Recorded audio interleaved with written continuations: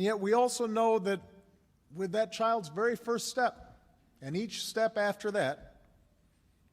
they're separating from us. That we can't always be there for them. And in the conversation that I had with Speaker Boehner before the end of the year, we came pretty close. I mean, a few $100 billion separating us when stretched out over a 10-year period, that's not a lot. What we've done is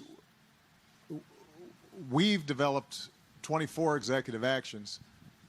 things that were in our power to really try to tighten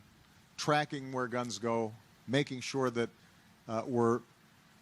sifting through and separating out responsible gun owners from folks who really shouldn't be having a weapon.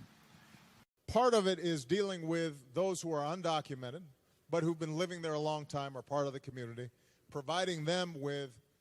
a pathway in which they have to earn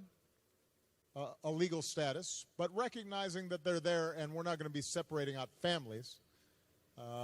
And all these persistent challenges have led some to question whether European integration can long endure, whether you might be better off separating off, redrawing some of the barriers and the walls between nations that existed in the 20th